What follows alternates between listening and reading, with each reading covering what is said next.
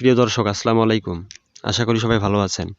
আজকের ভিডিওতে আমি দেখাবো কিভাবে আপনারা নগদ অ্যাকাউন্টের পিন চেঞ্জ করবেন। তো ভিডিওটি শেষ পর্যন্ত দেখুন।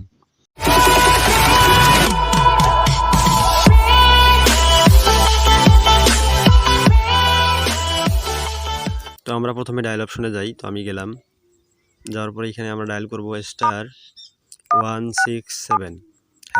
তারপর আপনার যে নাম্বারে নগদ অ্যাকাউন্ট খোলা আছে সেই নাম্বার থেকে কল দিবেন। আমি দিলাম,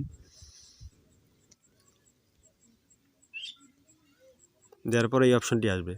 তো এখানে দেখেন হচ্ছে 7 নম্বরের মাই নগদ। তো আপনি এখানে 7 দিয়ে সেন্ড করবেন। তো তারপরে এইখানে 1 নম্বরে ব্যালেন্স ইনকোয়ারি, মিনি স্টেটমেন্ট, 3 নম্বরে হচ্ছে পিন চেঞ্জ।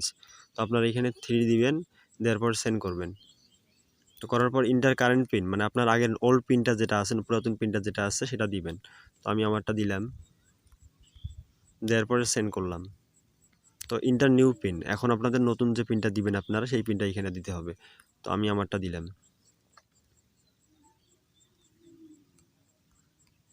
তারপরে সেন্ড করলাম।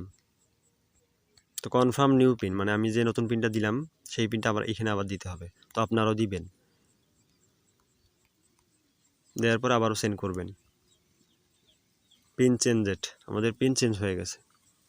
তো দর্শক, এই ছিল আমাদের আজকের ভিডিওটি কেমন লাগলো কমেন্ট বক্সে জানাবেন, এবং ভিডিওটি ভালো লাগলে একটি লাইক দিবেন।